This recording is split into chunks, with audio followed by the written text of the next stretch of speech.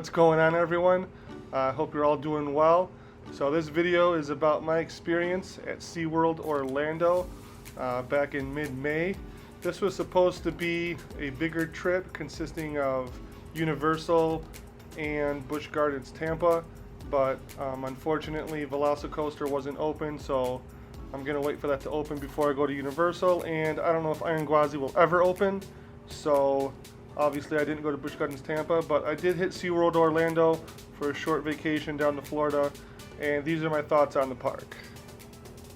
Unfortunately, just like the whole vacation, this visit to SeaWorld was cut short because it started raining and thundering around like 2 o'clock, and I think the park was supposed to be open till 6. So I was not able to get the full experience. It's not the park's fault. Stuff like this happens when you plan trips a month in advance, but I think I still got a good feel for the park. It was very enjoyable. Obviously, as you can see here, this aquarium, they got a lot of stuff like this. It's almost like it is a zoo and an amusement park in one, and that's really cool. This is my first time that I've ever been to any kind of SeaWorld park. So I really enjoyed myself. I thought looking at all the different fish was cool, all the sharks, and all the animals that they had to offer. So obviously for coaster enthusiasts, the big draw to this park is going to be the B&M trifecta of Kraken, Manta, and Mako. And I had pretty high expectations for each one of these coasters. I've heard people say that each one is the best within its own category. That Kraken is the best floorless, that Manta is the best flying coaster, and that Mako is the best B&M hyper. So I had pretty high expectations for all three of these coasters. So before I continue with the video, I just want to thank everybody for their support for the channel. I'm at 50 subscribers so far. I didn't really think I would get there, so thank you so much. And if you're new to the channel and you're enjoying the video so far, please just take a couple seconds, subscribe. It would really help my channel out a lot against the YouTube algorithm. And if you want to change your mind later on, you can do so, and I probably will not hold that against you. Alright, so now that that's out of the way, here's my review of Manta, and here's a POV that I shot with my video recording sunglasses. You are allowed to record on-ride footage at SeaWorld parks, so I brought my sunglasses along. And those of you who have watched any of my other videos may know my feelings about flying coasters. I don't really like them that much. For whatever reason, the B&M Flyers, the other ones that I've been on, the Supermans and Tatsu at Six Flags Magic Mountain, they really were uncomfortable. The restraints were very uncomfortable. They dug into my shoulders, my collarbone, and I didn't like, and that's caused me to really not like flying coasters. However, Manta is an awesome flying coaster. Now, I don't know what it is about the restraints, but it did not hurt my shoulders. It did not hurt my collarbone. I was very comfortable on the ride, and it's the first time that I've really ever enjoyed a flying coaster. So to say that it's my favorite flying coaster of all time is an understatement. This was a really fun ride. It was smooth, it was enjoyable, it was intense at times.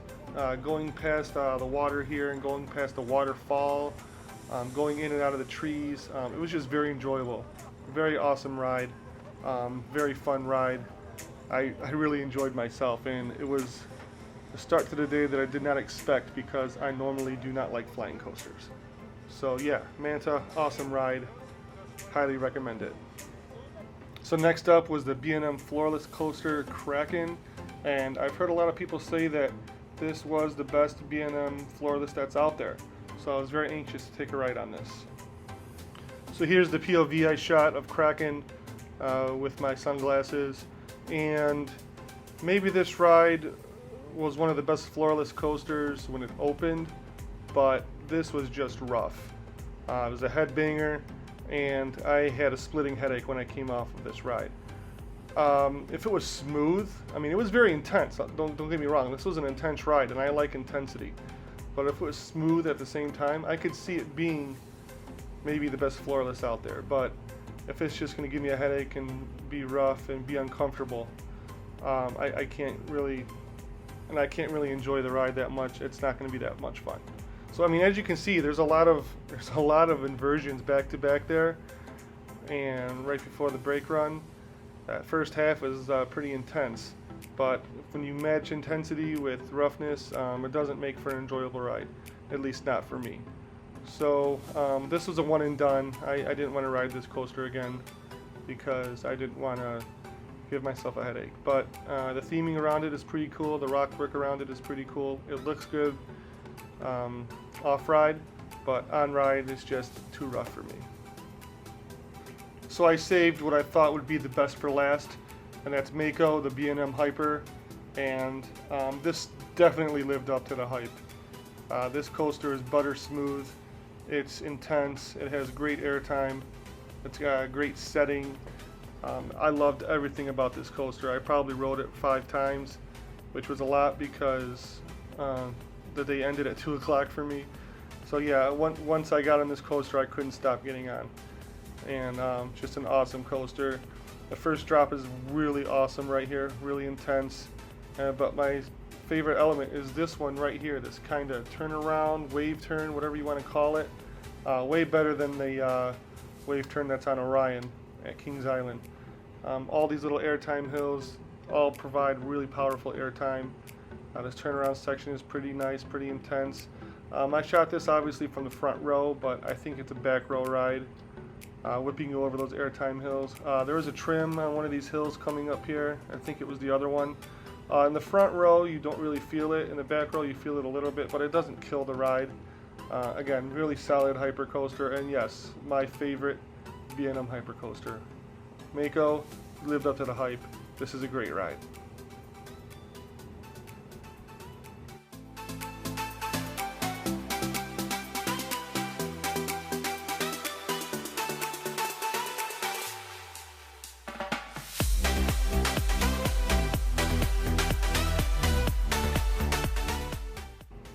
Alright, so next I was able to get on Infinity Falls, which is their raft ride, and it was like 91, 92 degrees when I was there. It was really hot, so I wanted to try out some of these water rides just to cool down because of how hot it was. It's a really good raft ride. The theming is really good. As you can see, you go by some animals, and the rock work and everything is really good. It's what you would expect from a SeaWorld park, I guess. The one thing about it though, it didn't get you that wet. So it wasn't like, you know, going under a waterfall or you know, how some of these rides are. It just goes through rapids, hits kind of big waves, and then the water will spill a little bit over the side of the raft. And honestly, like, my feet were soaked, and like from my knee down I was pretty wet, but other than that it was just a couple splashes. But I mean, it did the job. It cooled you down. It's a nice relaxing ride, and that's about it. So I mean, as you can see there, you know, the water just comes up over the edge.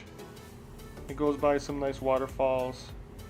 There's a lot of places to interact with people walking by on bridges and on paths, and it has that cool elevator lift right there, if you can see up in the top, which sends you down that big drop. I think I read somewhere that they claim that that was the biggest drop on a raft ride, but I'm not sure.